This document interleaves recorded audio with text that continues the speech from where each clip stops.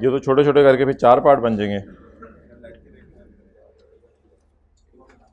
अच्छा जी,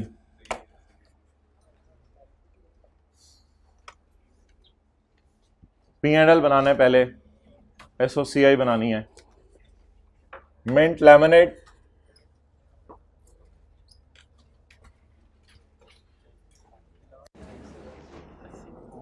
consolidated statement of comprehensive income या खाली स्टेटमेंट ऑफ कॉम्प्रिहेंसिव इनकम?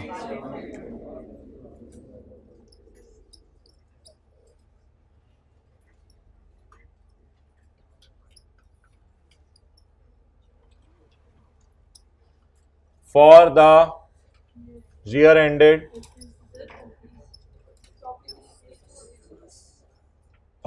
ये तो अभी पहले सफ़े पे ही बनाएंगे आप। फॉर द ईयर एंडेड 31 दिसंबर 2019, पहला सफ़ा पूरे पे आएगा ये, और रिक्वायरमेंट ए भी यही है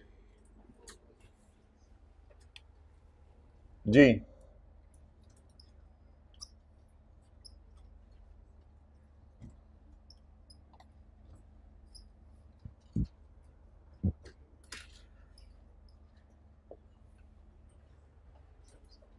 इंशाल्लाह हम आधे पौने घंटे में रेक्टिफिकेशन ऑफ एरर्स कर लेते हैं, गलतियां सही कर लेते हैं, और फिर ब्रेक के बाद IAS 12 का सवाल होगा। अच्छा,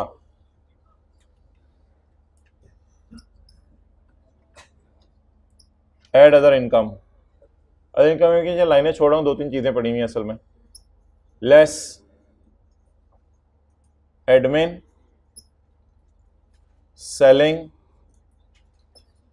अदर एक्सपेंसेस, सेलिंग को डिस्ट्रीब्यूशन भी कहते हैं, और फाइनेंस कॉस्ट। फिर हमारा आ जाएगा profit before tax, less tax expense that will comprise of CTE and DT, then there will be our profit after tax। इसके बाद हम डालेंगे ऐड अदर कॉम्प्रिहेंसिव इनकम, जिसमें रिवैल्यूएशन सरप्लस आ जाएगा IAS 16 और IAS 38 वाला, और फेयर वैल्यू रिजर्व में चेंज आ जाएगी IFRS 9 वाली।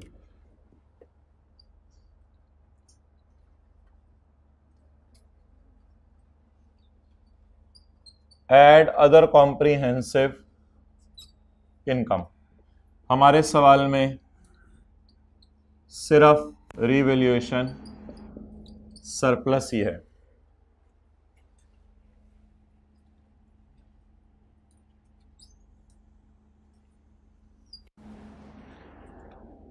पहले हम मेहनत करके PBT निकालेंगे आधा पौना घंटा लगा के, फिर PBT को करंट टैक्स की वर्किंग में ले जाएंगे, और फिर IAS 12 का सवाल शुरू करेंगे। तो सवाल में PBT अवेलेबल नहीं है, तो पहले हम PBT निकालेंगे और PBT निकाल के फिर सवाल शुरू करेंगे IAS 12 का। चलें जी। नहीं, पेपर में तो इतना टाइम नहीं लगता भाईजान, पेपर के अंदर तो जाहिर सी बात है, तो मैंने समझाना है चीज़ों को, और फाइनल अकाउंट का टॉपिक पहली दफ़ा शुरू हो रहा है, ज़िंदगी में पहला सवाल है, तो बड़े आराम आराम से चलेंगे हम लेके। पेपर में कितना टाइम लगना है? सेल बता दें यार, 2500। थोड़ा सा अच्छा फॉर्मेट बना लें पहले।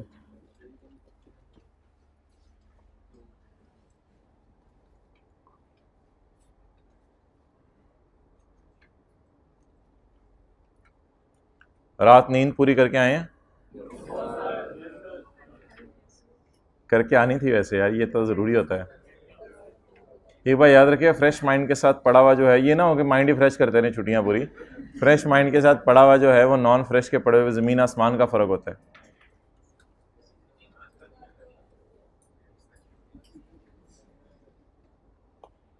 अच्छा जी,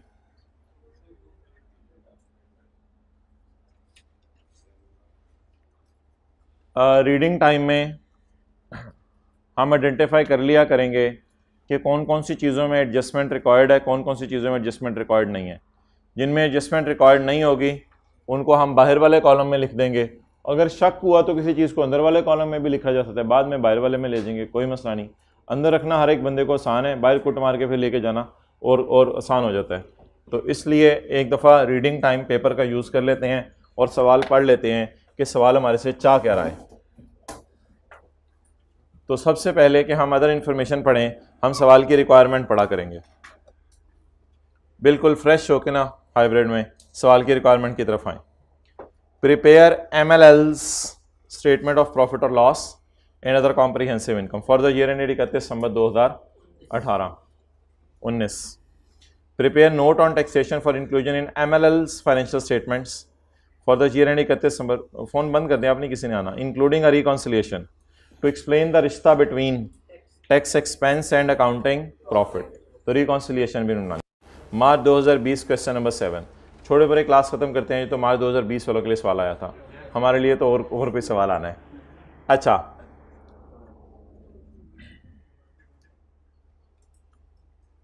डेटर में एक डेटर पड़ा है 40 मिलियन का, या राइट ऑफ कर दिया हुआ है, needs to be written off. Please इनको इधर मत वजह कर दें जरा, which needs to be written off, जिसको हमने राइट ऑफ करना है। MML maintains provision for doubtful debt at the rate of 5% of trade receivables. As per tax laws only write off are allowed as deduction. Tax वालों के मुताबिक सिर्फ क्या minus करने की जरूरत है, राइट ऑफ्स। ये रिक्वायरमेंट बी के लिए है रेलिवेंट, तो इसलिए इसको मैं इग्नोर कर रहा हूँ। इसको मैं अभी नहीं पढ़ा, क्योंकि इसको मैं तब पढ़ूंगा जब मैं कौन सा रिक्वायरमेंट शुरू करूंगा, रिक्वायरमेंट नंबर बी। आगे चलें जी। कैपिटल वर्क इन प्रोग्रेस में इंटरेस्ट पड़ा हुआ 84 मिलियन का। अच्छा, क्यों? On a specifically acquired bank loan. अच्छा, स्पेसिफिक लोन का इंटरेस्ट CWIP में पड़ा हुआ है। बहुत अच्छी बात है, हमने IAS 23 में पढ़ा था, इंटरेस्ट CWIP में ही पड़ा होना चाहिए। लेकिन जो इंटरेस्ट अर्न किया है वो गलती से हमने अदर इनकम में डाल दिया, तो कोई मसला नहीं, इंशाल्लाह CWIP को भी सेट कर लेंगे। टैक्स वाले वैसे कहते हैं बोरिंग कॉस्ट को आप अलाउ कर लो व्हेन इनकर्ड, जैसे ही बोरिंग कॉस्ट इनकर हो उनको अलाउ कर दो। बहरहाल इसको छोड़ें अभी, ये तो IAS 12 के एंगल से डिस्कशन है। पहले मैं फाइनल अकाउंट के एतबार से गलतियों को सही करूंगा। फाइनल अकाउंट की गलतियां कौन सी हुआ करेंगी? भाईजान सवाल चीख चीख के पुकार रहे,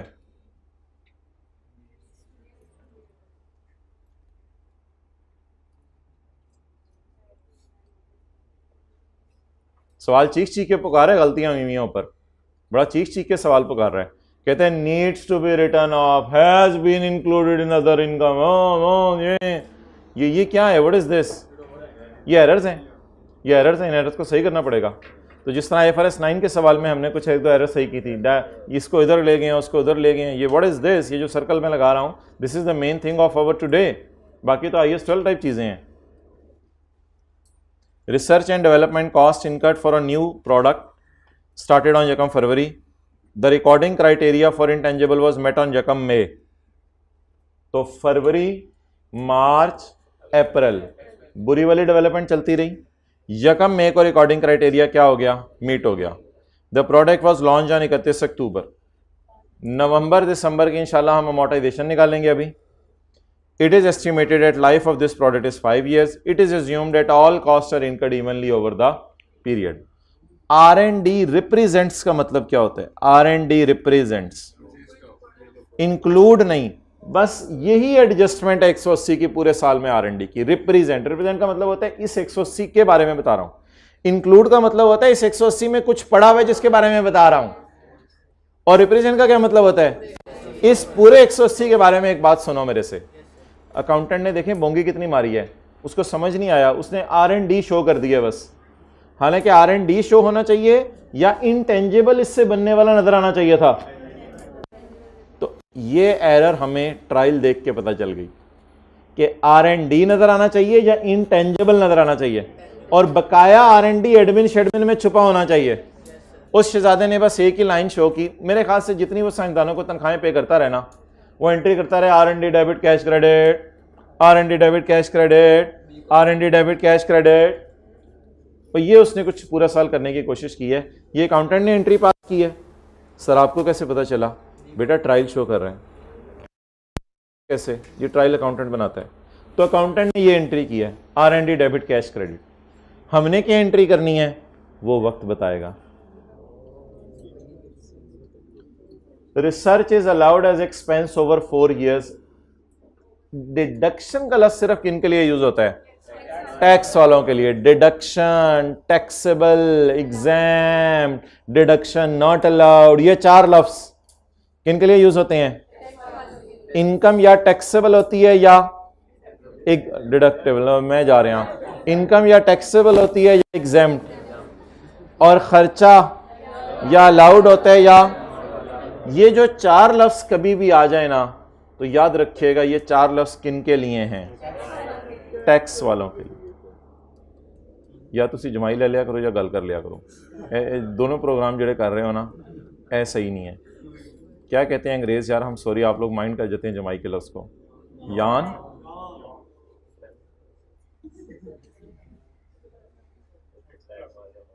ये एडजस्टमेंट बताएं, फाइनल अकाउंट किया या IAS 12 की है? 0.4। टैक्स वालों की डेप्रिसिएशन एक्सीड करी है अकाउंटिंग वालों की डेप्रिसिएशन से 200 मिलियन। ये तो प्योरली किसकी एडजस्टमेंट है? IAS 12 की। एक्सेलेंट, मैं ये भी किसी से सुनना चाह रहा था कि ऊपर वाली भी काट दें। R&D cost is allowed as tax deduction over 10 years। Office building of ML had a book value of 900 million. Office building जो ML की है उसके पिछले साल की बीवी है 900 मिलियन, जिसकी लाइफ रहेगी भी है 12 साल। इस साल MLL ने डिसाइड किया to opt the revaluation model for its building. नतीजा तन its fair value at the start of 19, तो साल के शुरू में रिवैल्यूएशन करनी है। Its fair value at the start of 19 was determined at 1200 million. Revaluation has not been accounted for, ये कौन सा सवाल शुरू हो गया? Revaluation has not been accounted for, ये हाईलाइटर मैंने पहले भी यूज किया। Revaluation has not been accounted for, ये तो मेरे ख्याल से फाइनल अकाउंट का सवाल है। ये तो एक एरर बता रहा है कि रिवैल्यूएशन रिकॉर्ड ही नहीं हुई, तो हम कर देंगे। मेरे ख्याल से अगर रिवैल्यूएशन रिकॉर्ड हुई होती तो सरप्लस भी नजर आ रहा होता ट्रायल में, सरप्लस भी नजर नहीं आ रहा ट्रायल में, तो रिवैल्यूएशन सिरे से ही रिकॉर्ड ही नहीं हुई। Revaluation has not been recorded. और डेप्रिसिएशन हमने चार्ज कर दिया ऑन कॉस्ट मॉडल, किताबों में डेप्रिसिएशन रिकॉर्ड कर दिया कॉस्ट मॉडल पे, हालांकि डेप्रिसिएशन किस पे रिकॉर्ड होनी चाहिए थी? तो ये तो दो गलतियां पकड़ ली आपने, एक तो रिवैल्यूएशन रिकॉर्ड नहीं हुई और उसकी वजह से डेप्रिसिएशन भी कॉस्ट मॉडल वाली रिकॉर्ड होगी या रिवैल्यूएशन मॉडल वाली। अब ये लाइनें हमारे रुख किस तरफ लेके जा रही हैं कि सवाल में एरर्स हैं या IAS 12 का सवाल है? सवाल में एरर्स हैं।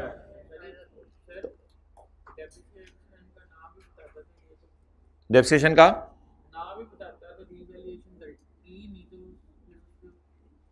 आगे रिवैल्यूएशन, सही कहा आपने, revaluation does not affect taxable profit. ये इलामा इकबाल कभी कभी बोलते हैं लेकिन बोलते सोच के हैं। Revaluation does not affect taxable profit, revaluation का टैक्सेबल प्रॉफिट्स पे कोई इफेक्ट नहीं है, क्योंकि टैक्स वाले तब टैक्स मांगेंगे जब रिवैल्यू होगा, नहीं, टैक्स वाले तब टैक्स मांगेंगे जब एसेट बिक जाएगा, तब टैक्स मांगेंगे। Capital gain is exempt from tax and dividend is taxable at receipt basis in 2015 at 15% in 2019। However अगले साल से डिविडेंड के ऊपर टैक्स कितने परसेंट हो गया? 20%।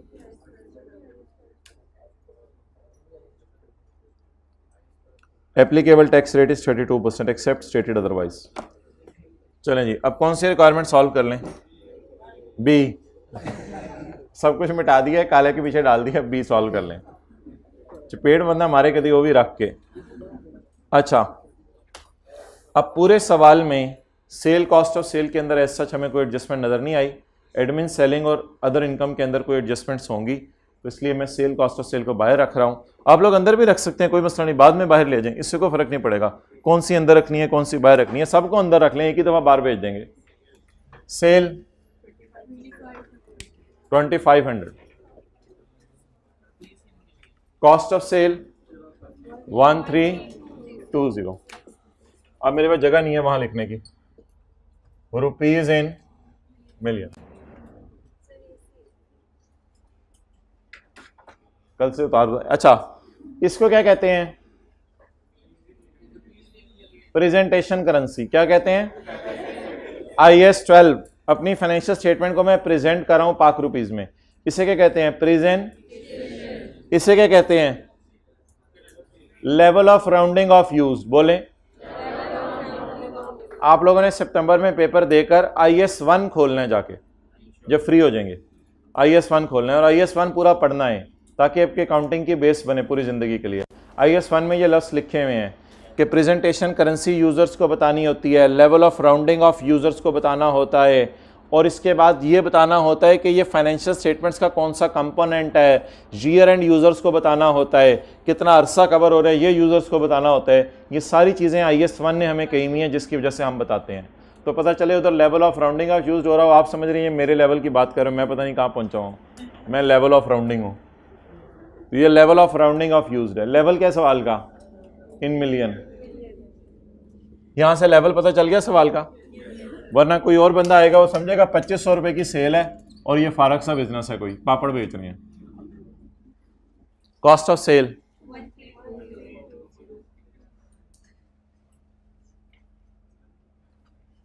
1320। अंदर नहीं लिखना, मैंने कहा इसमें कोई एडजस्टमेंट नहीं है इसलिए मुझे पता है मैं नहीं लिख रहा, आप लोगों ने लिखना है। यार R&D को मैं लिख नहीं सकता, R&D को मैं लिख नहीं सकता। अगर आप कहते हैं पेपर में चलेगा, मैं इस पे को मना नहीं कर रहा, आप R&D को अलग लाइन के तौर पे लिख दें। इन द एंड मैंने इसको माइनस करके 180 इधर से फारग ही करना है, करने तो कर दें कोई मसला नहीं, करने तो कर दें आज कोई मसला नहीं। अच्छा ये फॉर्मेट के लिए एक्सेप्टेबल नहीं होगा, पेपर में क्या करेंगे अगर ये लिख भी दिया तो इन द एंड इसको ऐसे काट देंगे ताकि एग्जामिनर को पता चले ये P&L का आइटम ही नहीं था। लेकिन अभी मुझे लिखने दें क्योंकि पहली क्लास से कॉन्सेप्ट बन रहा है, R&D मुझे डालने दें इधर R&D। उसके बाद admin expenses 302, selling 200, finance cost 48, dividend income, capital gain income, other income, ये सारी अदर इनकम्स है। डिविडेंड इनकम 36, चलेंगे नोट करें। R&D भी इधर छोटा सा करके चुन्ना सा मुन्ना सा करके डालना तो डाल दें, नहीं डालना तो ना डालें।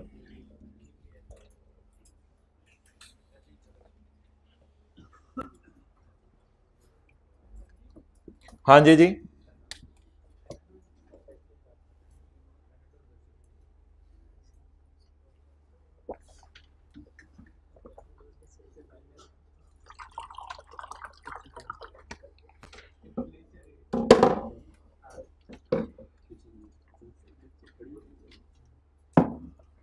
ओके क्या? हाँ अदर एक्सपेंस के आगे नहीं लिखा मैंने, R&D का नया लाइन आइटम बनाया।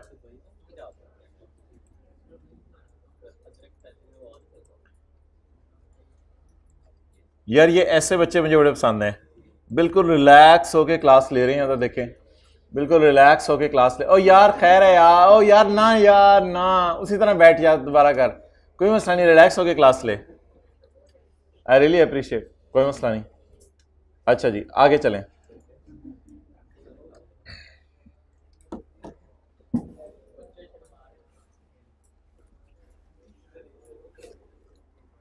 While finalising the financial statements को फाइनलाइज करते हुए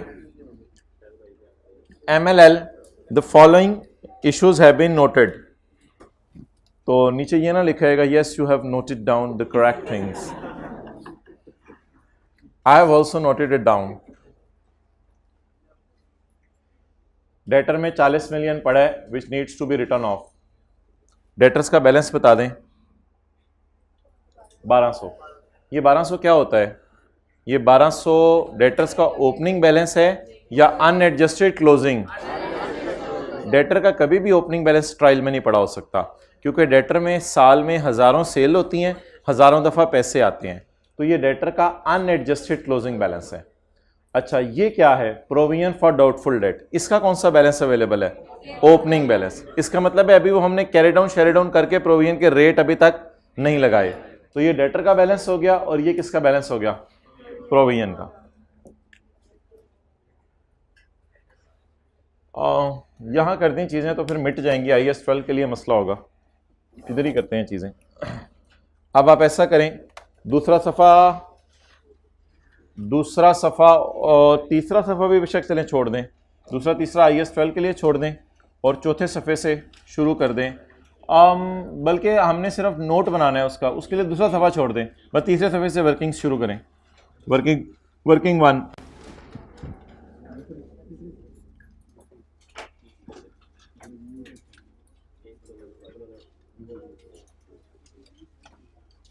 जी भाईजान।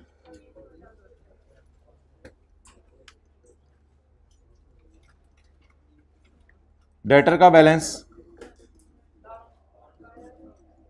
जो चीज़ें ट्रायल में नज़र आती हैं वो कितनी दफ़ा शो करते हैं? एक दफ़ा। और इसका opening balance?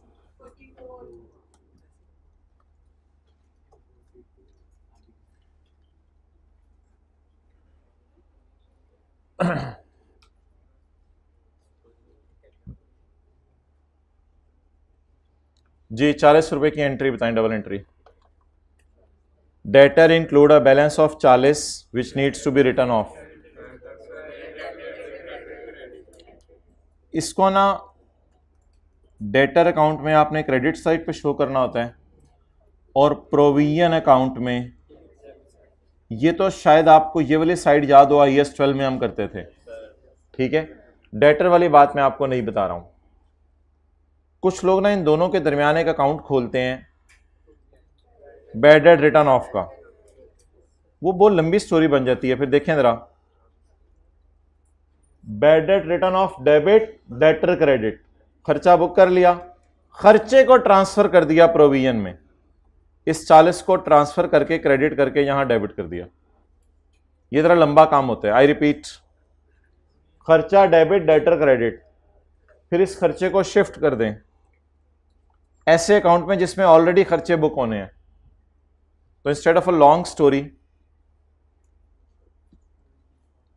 just take a picture in your mind forever.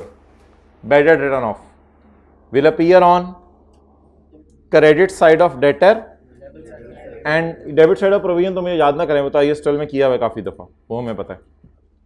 चलें जी आगे। प्रोविजन फॉर डाउटफुल डेट का रेट बता दें। 5% ऑफ डेटर। डेटर तो मेरे अब चेंज हो गए, हम क्या करूं? 5% ऑफ डेटर लेना है मैंने। डेटर सही वाले निकालूं या 1200 भी कर लूं? सही वाले ट्रेडर 1160।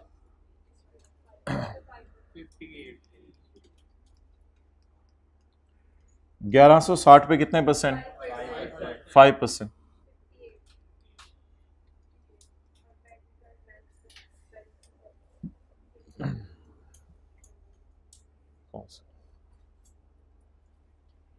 पॉज करो।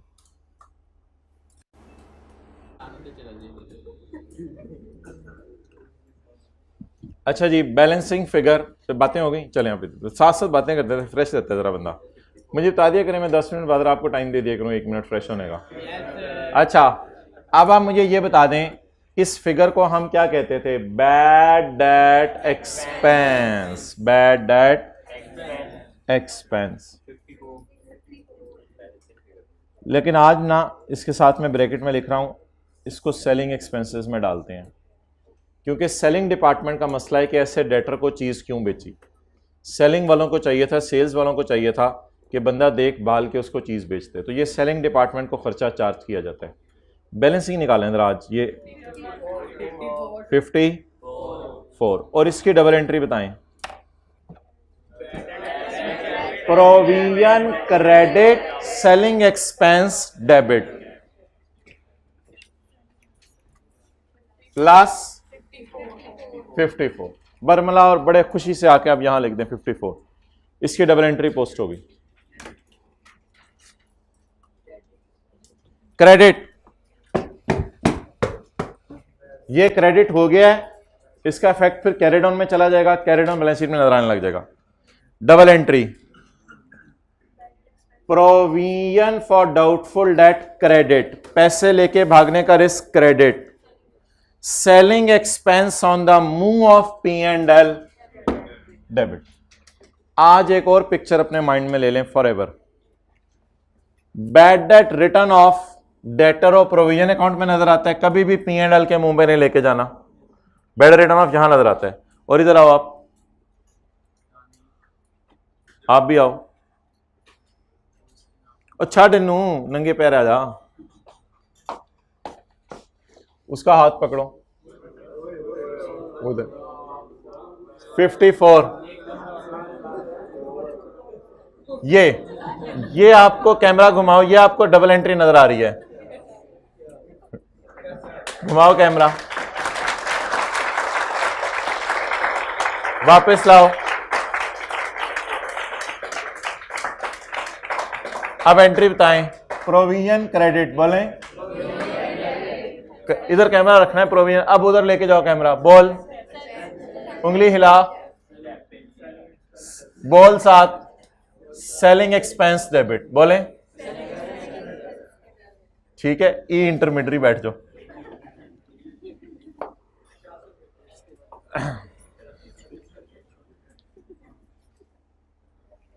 तो लंबी सी एंट्री किसकी हुई?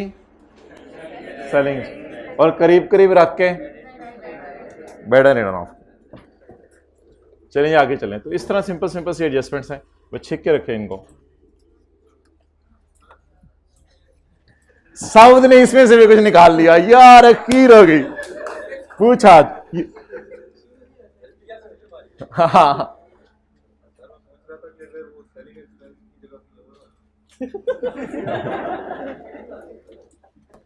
किसी और में डाल दें सेलिंग एक्सपेंस की जगह,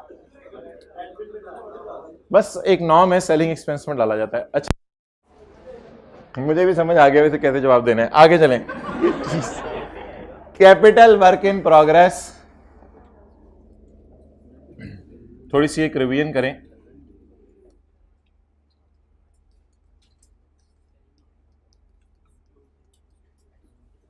मटेरियल और लेबर का खर्चा, एक मिसाल दे रहा हूं अपनी तरफ से, नई मिसाल, 300 मिलियन। इंटरेस्ट पेड, हमने बैंक को इंटरेस्ट पे किया जो लोन लिया, 70 मिलियन। सरप्लस पैसा पड़ा हुआ था, उस पर हमने इंटरेस्ट क्या किया? रिसीव किया। वो इंटरेस्ट हमने रिसीव किया मिसाल के तौर पे 12। अब हम क्या करते हैं? हम दो एंट्रीज करते हैं, CWIP डेबिट और 70 का खर्चा, 12 की खुशी, 58। बता दें जी, हम इंटरेस्ट एक्सपेंस को एसेट की कॉस्ट में डालते हैं और इंटरेस्ट इनकम को एसेट की कॉस्ट में से माइनस करते हैं। क्या मैं डरते हुए एक बात करने लगा हूं? क्या मैं ये दो एंट्रीज कर सकता था? ये एंट्री तो मैंने आपको क्लास में करनी सिखाई भी है। ब्लू लिमिटेड वाला एक सवाल था, IAS 12 के अंदर कराया था। ये असल में IFRS है, टैक्स वाली बातें मैं खुदा के लिए नहीं करूंगा, जब कभी करनी है मैं खुद बताऊंगा। ये तो मैं आपको IAS 23 समझा रहा हूं, अकाउंटिंग रूल्स। इसकी जगह दो एंट्रीज को बोल दें जरा, मुझे डरते डरते बोलिएगा। दो एंट्रीज, 70 रुपए की एंट्री अलग बोलें, इंटरेस्ट एक्सपेंस डेबिट, मैं जा रहा हूं, 70 रुपए की एंट्री बोलें, CWIP डेबिट, कैश क्रेडिट। और 12 रुपए की entry, cash debit, CWIP credit. मैंने आपको ये दोनों एंट्रीज नेट करके दिखाई थी, क्योंकि नॉर्म ही ये है, ये दोनों एंट्रीज नेट करके होती हैं। इतना लेबर ले गई, इतना बैंक ले गया, इतना किसी बैंक ने हमें दे दिया। तो अगर आप बहुत वेले हैं तो फिर इस तरह कर लें ताकि आपको कोई मसला ही ना हो। चलें करें यार, इसको साइड पे करके कहीं नोट करें। अगले सफ़े पे देखें, जगह खाली है किताब पे। तो क्वेश्चन अपनी तरफ से बनाएं और IAS 23 वाली एंट्रीज करवाएं। तीनों अलग अलग कर लें एंट्रीज, एक तीनों को इकट्ठा कर सकते हैं, कोई मसला ही नहीं। तीनों को सवाल वाला डेटा नहीं है, ये सवाल वाला डेटा नहीं है। सवाल वाले डेटा से नहीं करनी, इसी से करें। अगले सवाल पे क्वेश्चन और आगे लिखे मेरे समझने के लिए सर ने कराया था। और स्टैंडर्ड कौन सा है? तस्वीर ना लें अभी, IAS 23। अब तस्वीर लें, पिछली डिलीट करें, दोबारा लें।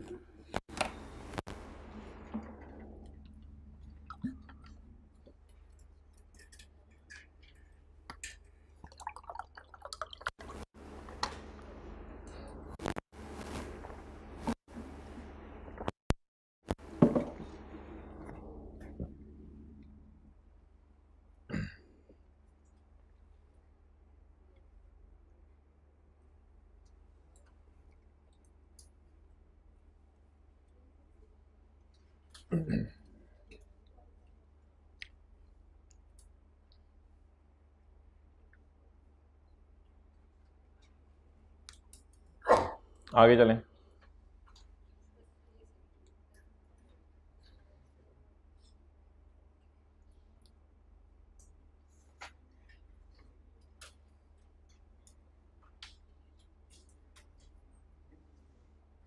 कभी अपने से बात की कोई काम करते हुए इधर उधर कर ले, छोड़ यार मैं तो पढ़ूं। अच्छा जी आगे चलें।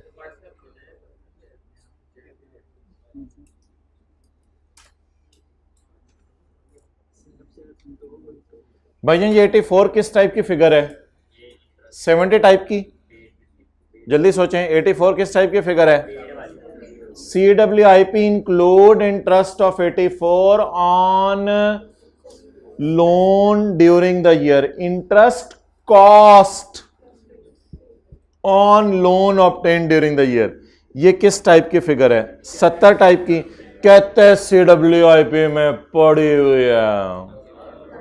पड़ी रहने दें, अच्छा किया पड़ी हुई है, पड़ी रहने दें, मेरे तो ख्याल से पड़ी रहने दें। अल्लाह का शुक्र है अकाउंटेंट को इतनी मत थी कि इंटरेस्ट को CWIP में डालना होता है। CWIP इंक्लूड इंटरेस्ट, वैसे हम परेशान होकर पहले पढ़ा, फिर हमने कहा हाँ। जैसे मैं कहूं office building is included in building account, किसी बच्चे ने कहा नहीं सर एक मिनट कोई चक्कर है, ठहर जाए सर कोई चक्कर है। Cash received is debited in cash, sir cash में डेबिट हो गया कि नहीं कोई चक्कर है, आई कैप ने लिखा है कोई चक्कर है, यार हाथ हो गई। Sale is recorded in sale, तो CWIP include interest, interest CWIP में पड़ा ही होता है ना, पड़ा भी होना चाहिए और पड़ा हुआ है, तो इंटरेस्ट की एंट्री उसने सही की है, लेकिन पेड वाले की। अगला इंटरेस्ट जरा सोच के बताएं, रिसीव्ड, वो रिसीव्ड वाला क्यों लग रहा है मुझे? हाउएवर इंटरेस्ट अर्न्ड, ऊपर लिखा हुआ था इंटरेस्ट कॉस्ट हाईलाइट करें, और नीचे लिखा हुआ इंटरेस्ट अर्न्ड, ऊपर लिखा हुआ इंटरेस्ट कॉस्ट, नीचे लिखा हुआ interest earned. However interest earned by investing extra पैसे from the bank has been included in other income, इसको हमने कहां डाल दिया है? अदर इनकम में। मेरे ख्याल से तो डायरेक्ट रेक्टिफाइंग एंट्री करते हैं, आप बड़े हो गए में। ओरिजिनल एंट्री, रॉन्ग एंट्री मैंने लफ्ज़ लिखना छोड़ दिया है क्योंकि कुछ लोग इसको मिस इंटरप्रेट करते हैं, तो इसलिए रॉन्ग एंट्री लफ्ज़ मैंने लिखता, रेक्टिफाइंग एंट्री। ओरिजिनल एंट्री बोले अभी थोड़ी देर पहले कराई है। वर्किंग नंबर 3 एंट्री अकाउंटेंट वाले बताएं। Interest earned has been included in, कुछ लोग अर्न से समझते हैं रिसीवेबल है, अर्न से मतलब रिसीवेबल नहीं होता, अर्न का मतलब होता है कमाया, रिसीवेबल होगा तो खुद बताएगा वो। Interest earned is added in other income, interest earned को अदर इनकम में डाल दिया है। वैसे डालना कहाँ चाहिए था? CWIP में क्रेडिट करना चाहिए था उल्टा, अदर इनकम तो खुद क्रेडिट टाइप की चीज़ है, इसलिए उसने इंक्लूड का लफ्ज़ बोल दिया है। CWIP में क्रेडिट होना चाहिए था, उसने कहाँ क्रेडिट कर दिया? एरर ढूंढें, error. Interest earned has been included in, ये एरर है अगर आप हाईलाइट कर पाए।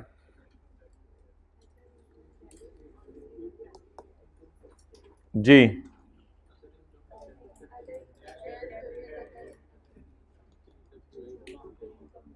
एंड इट्स वेरी नेचुरल, ये गलती हो सकती है, कोई ऐसी वो अजीब सी बात नहीं है, ये गलती हो सकती है। Cash debit other income credit. Rectifying entry,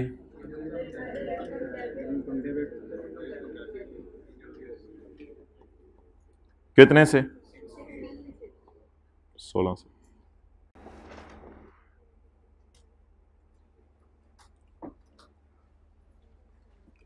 post करें जी रेक्टिफाइंग एंट्री।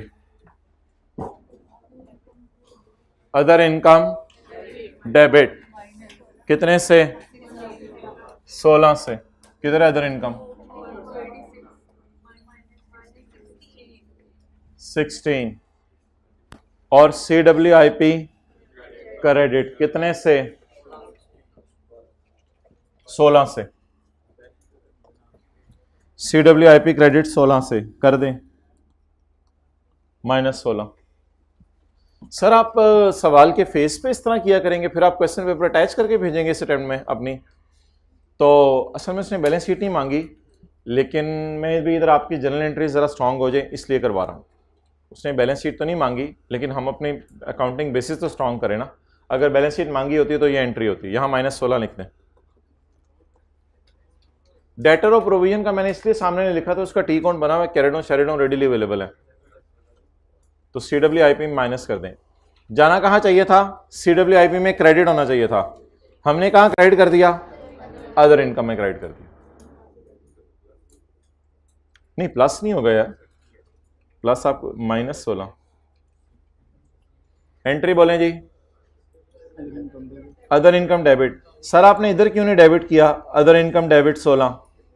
ओ यार वो P&L मांगा हुआ है ना। नहीं सर इधर भी करके दिखा दें, ये लो फिर रेक्टिफाइंग एंट्री पोस्ट होगी अदर इनकम डेबिट। लेकिन ये मैंने P&L के मुंह पे क्यों फेस पोस्ट कर दी? क्योंकि सवाल में क्या मांगा हुआ है? P&L। सवाल में क्या नहीं मांगी हुई? बैलेंस शीट नहीं मांगी हुई। ओके जाए गाय।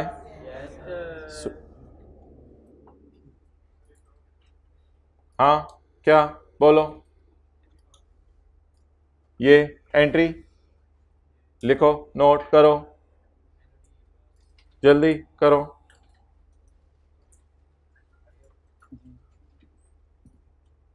ओरिजिनल एंट्री बताएं इंटरेस्ट इनकम की। Cash debit, asset credit. Wrong entry बताएं इंटरेस्ट इनकम की। Has been included in other income. चलें आगे। R&D cost to present for a new product started on 1 फरवरी 2019। ये खर्चा कब किया है, करना शुरू कब किया है? 1 फरवरी 19 को। The recording criteria was met on 1 मई 19। The product was launched on. Lab कब खुली? मोबाइल लैब कब खुली? 1 फरवरी को। लैब में हिप हिप हुर्रे कब हुआ? 1 मई को। साइंसदानों को हमने धक्के क्यों देने यार, रिस्पेक्ट से निकाले। साइंसदानों को हमने किस दिन लैब से निकाल दिया? 31 अक्टूबर को। 31 अक्टूबर को हमने प्रोजेक्ट किसको हैंड ओवर कर दिया? प्रोडक्शन मैनेजर को। फिर वो प्रोड्यूस करने, फैक्ट्री में चीज़ें बनाना शुरू कर देगा। तो ये खर्चा कब से कब तक का है? फरवरी, मार्च, अप्रैल, मई, जून, जुलाई, अगस्त, सितंबर, अक्टूबर। 9 मंथ्स हमारी लैब खुली रही है। 9 मंथ्स लैब खुली रही है। चलें जी, original entries. Original entries 9 months हमारी लैब खुली रही है। फरवरी, मार्च, अप्रैल, 3 महीने को एक्सपेंस में डालने और 6 महीने को कैपिटलाइज करना है। इसमें से 3 महीने को कहाँ डाल दें और 6 महीने को कैपिटलाइज कर दें। 1 फरवरी से 31 October. Original entries.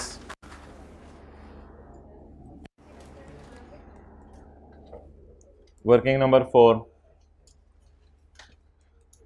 Expense debit 180। जरा भाई यही तो कॉन्सेप्ट सिखाया था कि 3/12 नहीं करना। यही तो मेन कॉन्सेप्ट है IAS 38 में कि जितना अरसा खर्चा हुआ उतने महीनों से डिवाइड करना है, 12 से डिवाइड नहीं करना होता यहां जी। 60 बैलेंसिंग या 6/9 भी कर सकते हैं। 120 जी। अमोर्टाइजेशन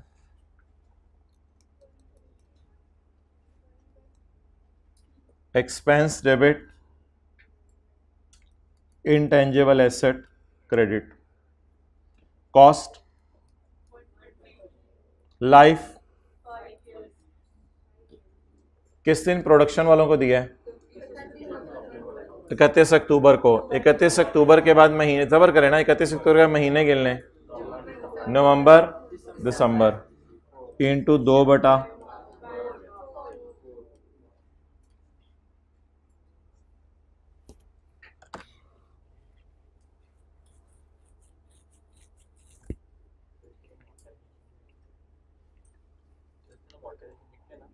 इसके बाद अमोर्टाइजेशन एक्सपेंस लिख लो। अब इसको भी मैं एडमिन में डाल दूंगा, ऊपर वाले को, नीचे वाले को भी एडमिन में डाल दूंगा, मैं दोनों को एडमिन में डाल रहा हूं। अमोर्टाइजेशन एक्सपेंस है, बिल्कुल ये सही कह रहे हो आप।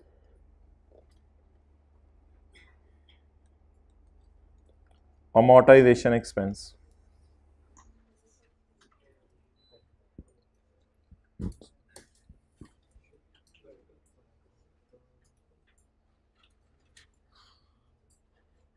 कितना खर्चा था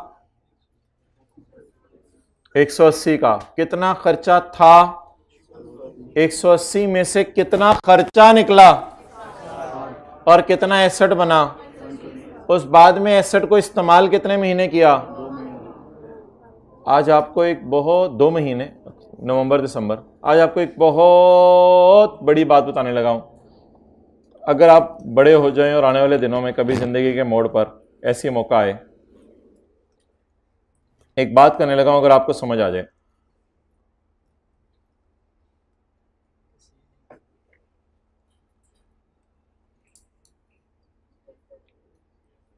एक 180 में से 60 को निकाल के एडमिन एक्सपेंसेस में डाल दें, क्योंकि P&L में कहीं तो नजर आना है, और 180 में से 120 को निकाल के नया लाइन आइटम बनाएं, intangible asset. Getting the point, बहुत बड़ी बात की है, गेटिंग द पॉइंट। 180 में से 60 को निकाल के P&L में डाल दें। ये वैसे ही समझाने के लिए कर रहा हूं, पेपर में क्या करना है वो मैं भी बताता हूं, क्योंकि ये जरा शॉर्टकट होते हैं तो कुछ बच्चों के से फिर संभाले नहीं जाते। 60 का खर्चा निकाल के खर्चों में डाल दें। ये क्या है, लाइन आइटम मैंने सही किया, सिर्फ इसका R&D को लाइन आइटम नहीं है। लाइन आइटम कौन सा है, या एडमिन में डालो या सेलिंग में डालो या कॉस्ट ऑफ सेल में डालो, वह एडमिन में डाल दें इसको। तो यहां से निकाल के यहां डाल दें, ये खर्चा हो गया। और 120 क्या था, 120 को क्या बना दें, इसका बैलेंस कितना हो जाएगा, 0, क्योंकि R&D टाइप की चीज अब नजर नहीं आनी चाहिए। एक और एडजस्टमेंट करवाएं, अमोर्टाइजेशन एक्सपेंस डेबिट और इनटेंजेबल 4 है 5 है, कमाल होगी। व्हाट इज दिस, जल्दी जल्दी जल्दी, खर्चा बुक हो गया, खर्चा बुक हो गया। व्हाट इज दिस, इनटेंजेबल बन गया, नया लाइन आइटम आ गया। नजर नहीं आ रहा था ना बैलेंस शीट में, क्यों नहीं नजर आ रहा था बैलेंस शीट में, ट्रायल में नजर ही नहीं आ रहा था, उसने रिकॉर्ड ही नहीं किया हुआ था। और इसके बाद इनटेंजेबल इस्तेमाल होने की वजह से घिस गया।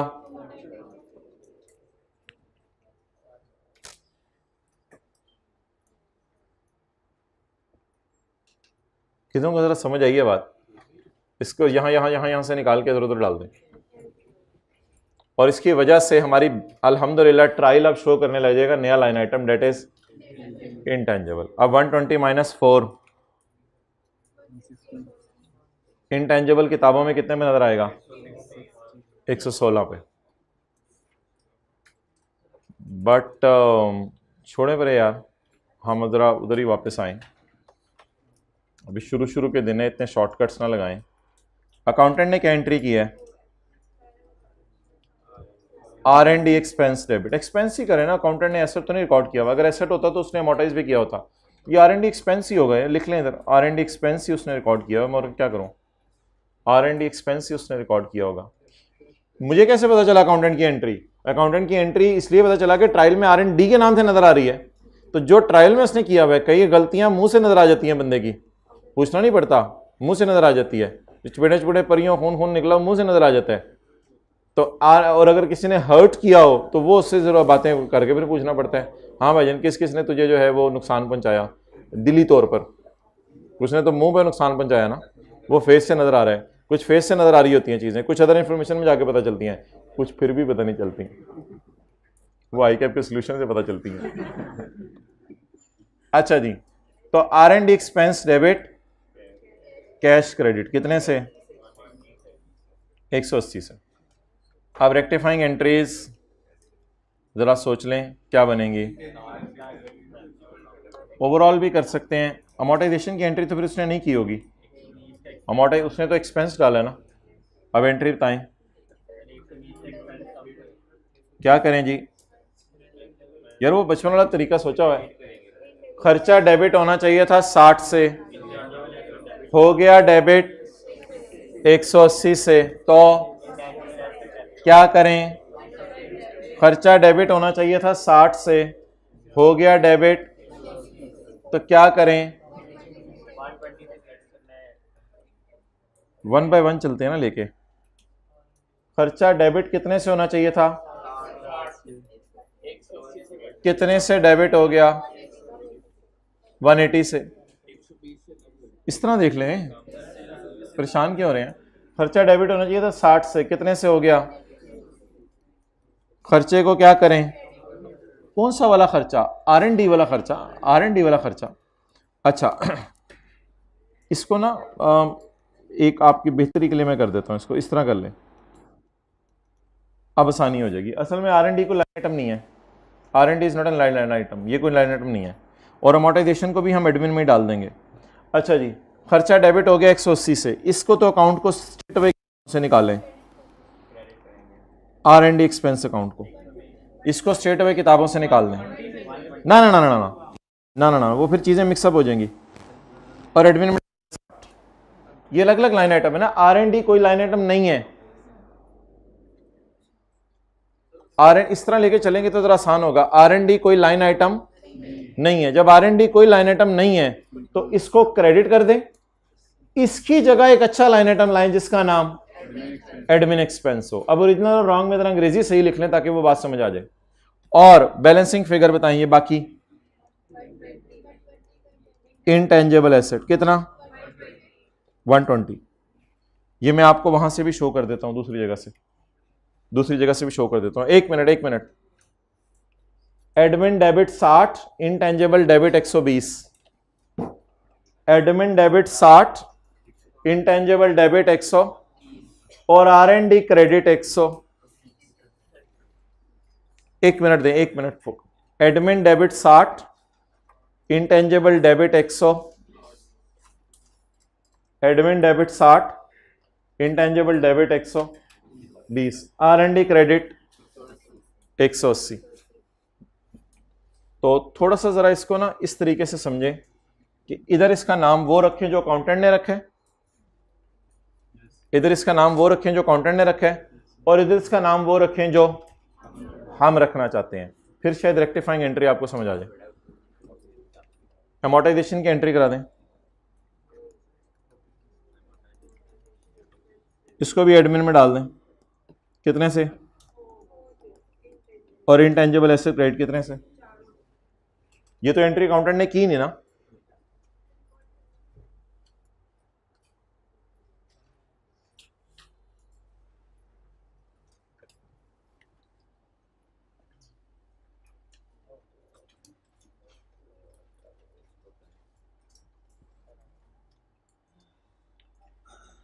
परेशान ना हो, इस खर्चे का नाम अकाउंटेंट ने क्या रखा था, R&D।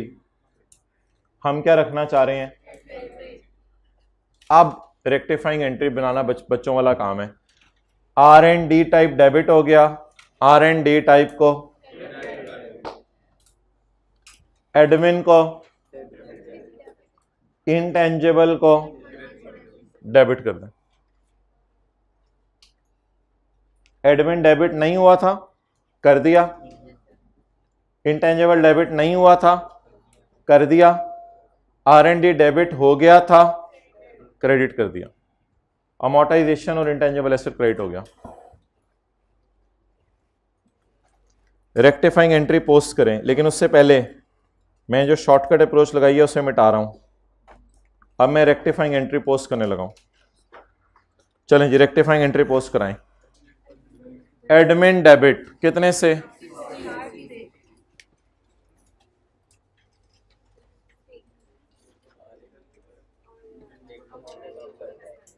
इनटेंजिबल डेबिट कितने से, सबर यार देखें इधर मेरे साथ साथ चलें। अब आपकी नजरें सिर्फ इधर होनी चाहिए। इनटेंजिबल डेबिट कितने से? मेरे से बैलेंस शीट नहीं मांगी, लेकिन हम तो आज लर्निंग कर रहे हैं। इनटेंजिबल डेबिट 120 से। नेक्स्ट,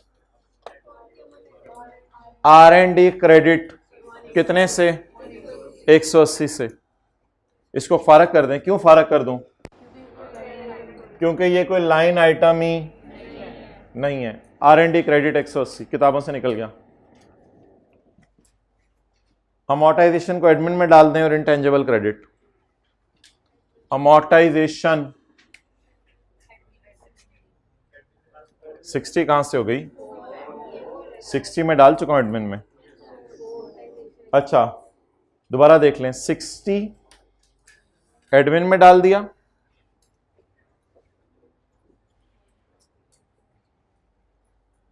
इंटेंजिबल में 120 डाल दिया, और R&D में 180 क्रेडिट कर दिया। भाई उठ जाओ। एडमिन में डाल दें 4, इंटेंजिबल में क्रेडिट कर दें 4।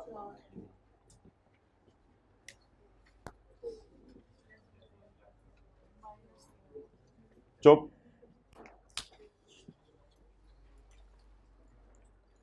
कितना आ गया? 116। लेकिन इसका क्या करना है? कुछ भी नहीं करना, बैलेंस शीट में चला जाएगा।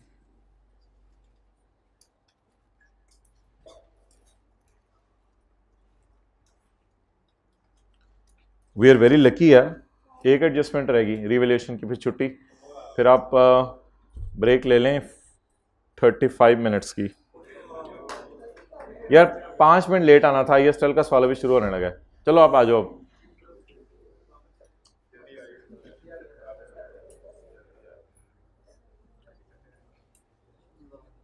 Office building of ML।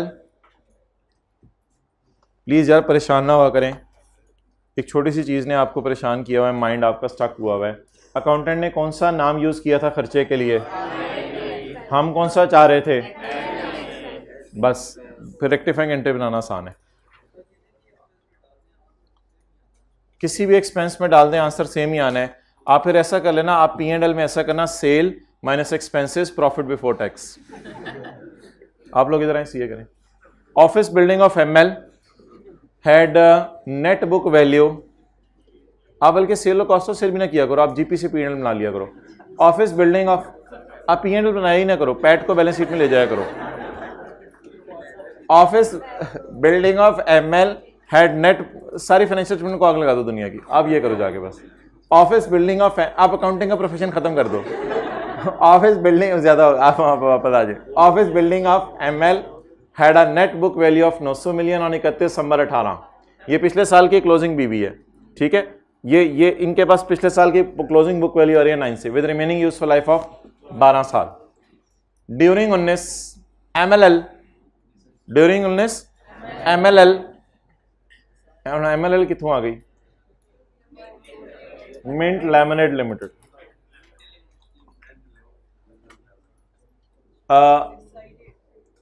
revalued the building at start of year at 12. Such revaluation has not been accounted for and depreciation on cost model has already been recorded. इसको छोड़ें कि रिवैल्यूएशन नहीं हुई, इसको भी छोड़ें कि कॉस्ट मॉडल पे रिकॉर्ड हो गई।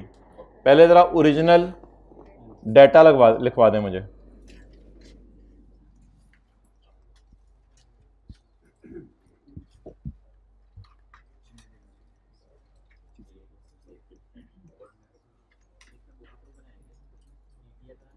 जी बताएंगे।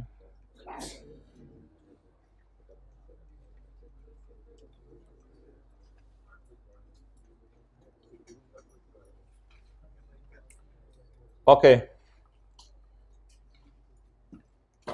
यकम जनवरी 19 ओपनिंग बुक वैल्यू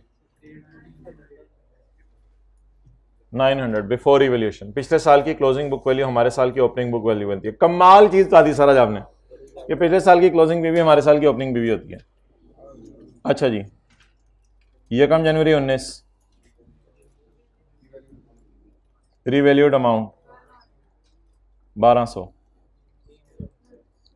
ओहो, सवाल में लिखा हुआ है स्टार्ट में revaluation, revaluation surplus.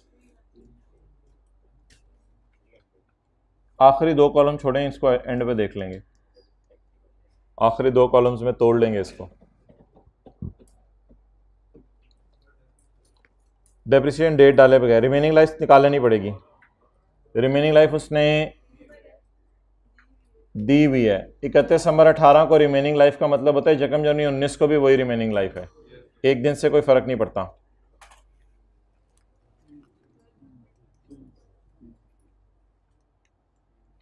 Over 12 years,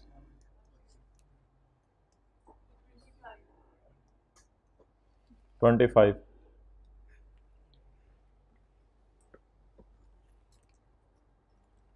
इकतीस 12 19,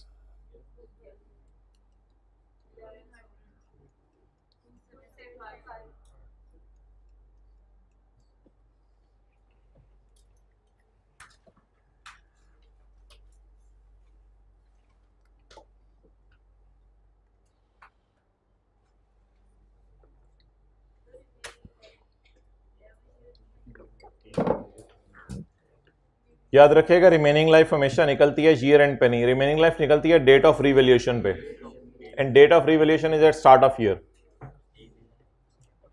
नई तस्वीर नहीं लेनी है, अभी डिलीट करें ये जरा। अब इसके 2 टोटे करें,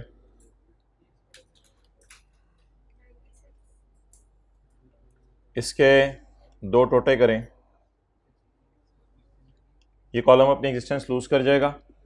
300 ज़रा 32% रेट है, 32% रेट है 35 है, 300 ज़रा 32%, 96,204।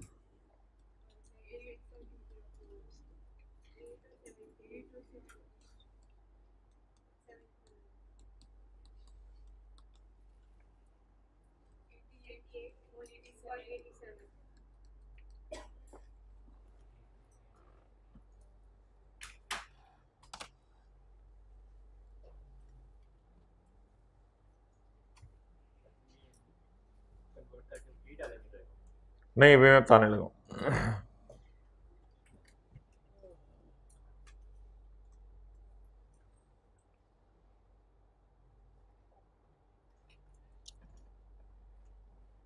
पट्टी, पट्टी कौन सी वाली पट्टी, कौन सी वाली पट्टी?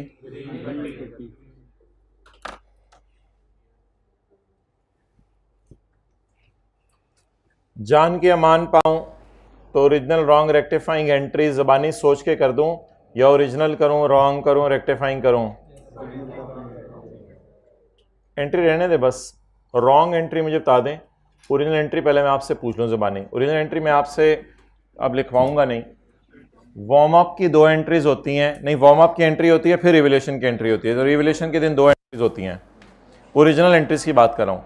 लेकिन वो एंट्रीज मैं नहीं करूँगा वार्म अप की, क्योंकि मुझे कॉस्ट माइनस अकाउंट ऑप्शन नहीं दिया हुआ, ओपनिंग डायरेक्ट बीवी दी हुई है, तो मैं वार्म अप की एंट्री कर नहीं सकता।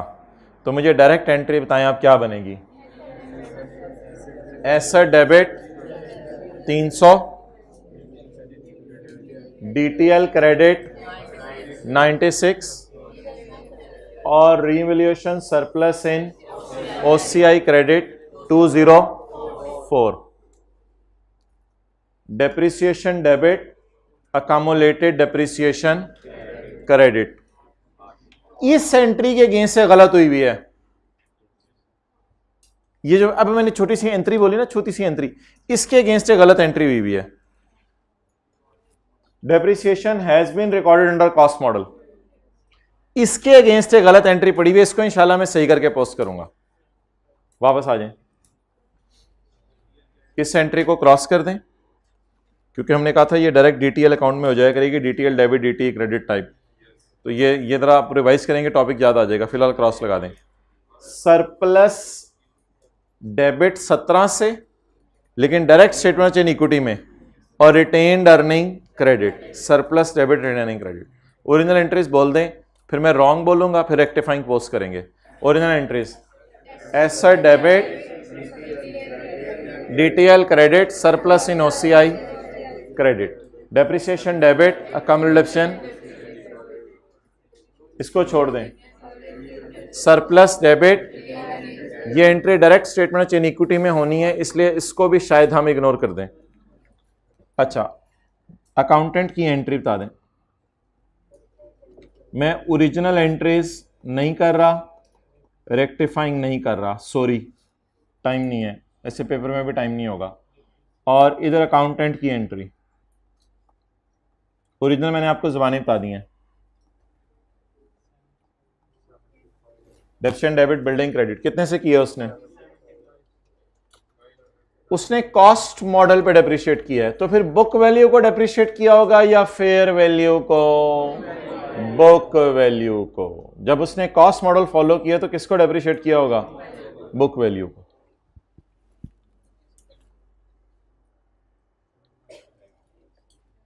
एक बार याद रखिएगा, कॉस्ट मॉडल में ना अगर इवैल्यू ना करें, cost divided by original life या book value divided by remaining life, एक ही बात होती है। जिंदगी ने मौका दिया तो सुन लें। 90 रुपए का एसेट है, आपने 3 साल, इधर इधर इधर इधर देखें, इधर देखें, 90 रुपए का एसेट है, आपने इसको 3 साल डेप्रिशिएट करना है। एक तरीका ये है,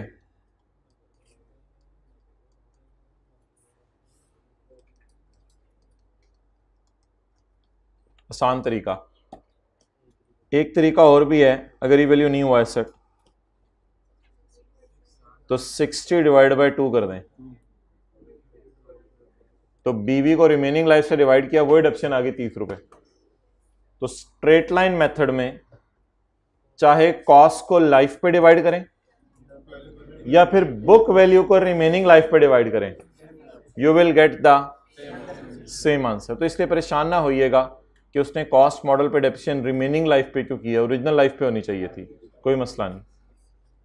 तो ये एक लॉजिक है कि बीवी को अगर मैं रिमेनिंग लाइफ से डिवाइड करूं तो पता चल जाएगा कि कॉस्ट को ओरिजिनल लाइफ से डिवाइड करता तो भी यही जवाब आता। चलें छोड़ें इसको, बीवी बताएं पिछले साल के एंड पे, और पिछले साल के एंड पे खड़े होकर रिमेनिंग लाइफ 12, बीवी डिवाइड बाय रिमेनिंग लाइफ, बीवी रिमेनिंग लाइफ।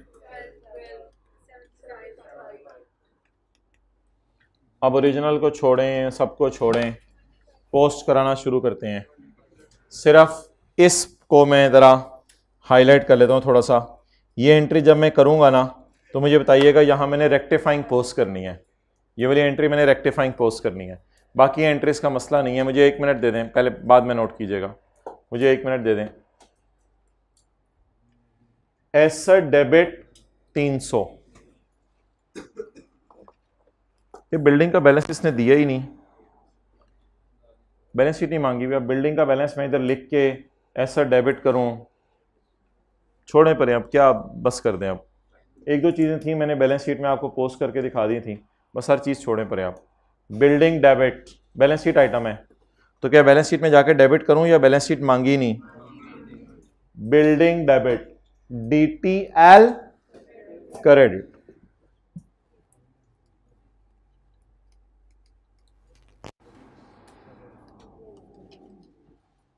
क्योंकि नोट भी मांगा हुआ है ना हमसे। DTL क्रेडिट कितने से जी? 96 से। एसेट डेबिट कितने से? मैं सब खोलने दूंगा, अभी एंट्री समझें प्लीज, एंट्री का एक एक चीती बीती समझें। एसेट डेबिट 300 मैंने नहीं किया, एसेट मांगा नहीं। DTL क्रेडिट 96 और सरप्लस इन OCI 204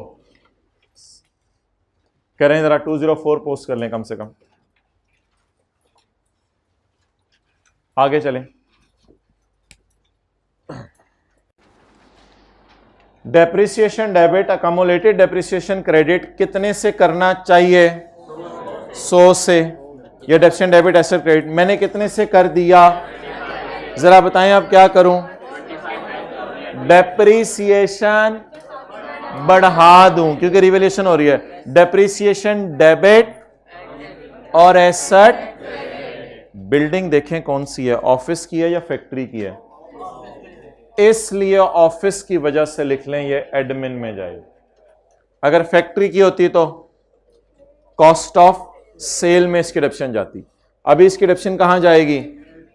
ऑफिस कहां होता है? एडमिन ऑफिस कहते हैं उसे। तो डेप्रिसिएशन की 100 से करूं, 75 से करूं या अकल लगाऊं? अकल लगाऊं। 25 से और डेप्रिशिएट कर दें। डेप्रिसिएशन डेबिट कितने से? 25 से। और एसेट क्रेडिट, वो बैलेंस शीट टाइप चीज है।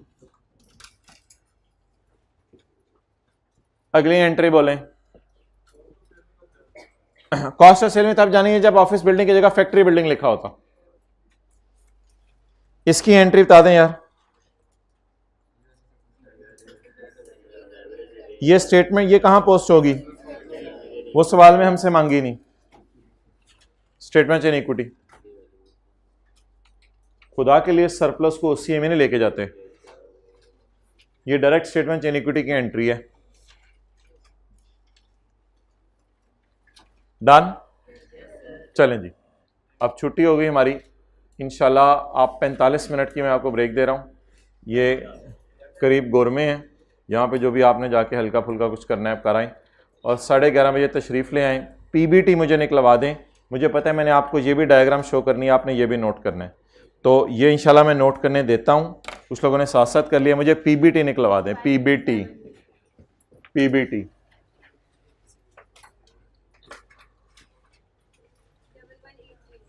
1180 अदर इनकम खर्चे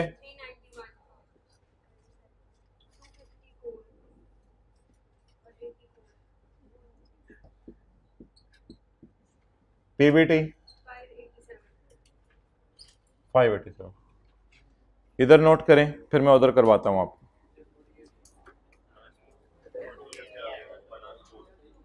फाइनेंस कॉस्ट माइनस होगी। जवाब सही है।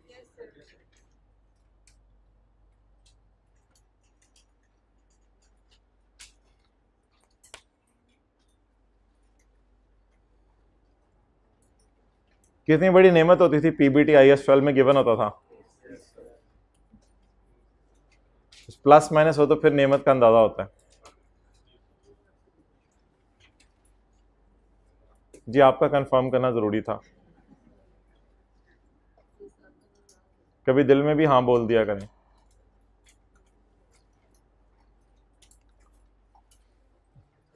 लेकिन शादी के मौके पे ना बोल दी दिल में, उधर तो बतानी पड़ेगी, फिर ही कंफर्म होगी। हर रूल हर जगह नहीं लगाना होता। मैं तो कभी किसी को कुछ नहीं कहता, इसलिए बच्चे सारे बिगड़े में मेरे, तो कभी कुछ कहना भी पड़ता है। अब आप लोगों ने ये वर्किंग 6 नोट करनी है और वर्किंग 5 नोट करनी है। चलें जी, वर्किंग 5 नोट करें। अकाउंटेंट की एंट्री, ओरिजिनल एंट्री और रेक्टिफाइंग एंट्री के चक्कर में मैं नहीं पढ़ा। आपके आते ही इंशाल्लाह ये एंट्री मैं आपको रिवाइज कराऊंगा, फिर हम इंशाल्लाह शुरू करेंगे।